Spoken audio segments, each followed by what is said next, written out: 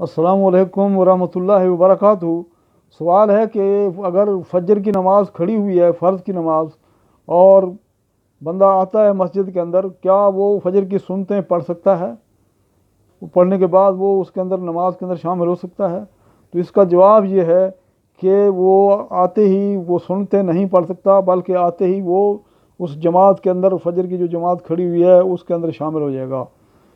ये नबी करीम सल्लल्लाहु अलैहि वसल्लम का फरमान, अन अबी हुरैरा रज़ियल्लाहु ताला अन्हु क़ाल क़ाल रसूलुल्लाह सल्लल्लाहु अलैहि वसल्लम इज़ा उक़ीमतुस सलाता फ़ला सलाता इल्लल मक्तूबा, रवाहु मुस्लिम।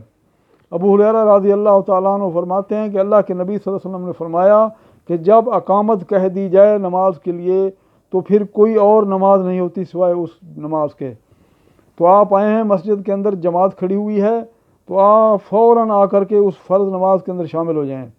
अगर आप कहीं इधर उधर कोने के अंदर पढ़ लेंगे, करेंगे और ये करेंगे, ये बिल्कुल हील व हुज्जतें हैं, ये बिल्कुल नाजायज़ है इस हदीस की रूह से, और ये मुस्लिम की रिवायत है, और ये इंतहाई अहम हदीस है। और सुनते जितनी भी आम हूँ, दुनिया माफिया से बेहतर है, एक हदीस के अंदर आता है, लेकिन ये जब फ़र्ज़ नमाज खड़ी हुई है तो हमें उस फ़र्ज़ के अंदर आकर के शामिल होना है। अब आप पढ़ेंगे, हील हुज्जत करेंगे और आपकी वो सुनते नहीं होंगी, क्योंकि ये हदीस बयान कर रही है कि जब जब जमात खड़ी हो जाए फिर और कोई नमाज नहीं होती। तो लिहाजा आप आए हैं मस्जिद के अंदर, जमात खड़ी हुई है, चाहे कोई भी जमात है, इशा है, फजर है, ज़ोहर है, कोई भी जमात खड़ी हुई है, आप फ़ौरन आकर के उसके अंदर मिलेंगे। और फजर की जो सुनते हैं वो आप बाद में पढ़ सकते हैं।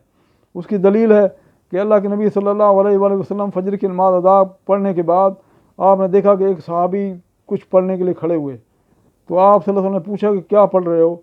तो उसने कहा, अल्लाह के नबी सल्लल्लाहु अलैहि वसल्लम, मेरी जो फजर की दो सुनते थी वो रह गई हैं, मैं वो पढ़ रहा हूँ। तो आप सल्लल्लाहु अलैहि वसल्लम खामोश रहे। तो ये दलील है हमारे पास कि हम बाद में वो सुनते हम उन फजर की नमाज के बाद पढ़ सकते हैं। अल्लाह ताला हमें दीन की सही समझ अता कर दे। अस्सलामु अलैकुम वरहमतुल्लाहि वबरकातुहू।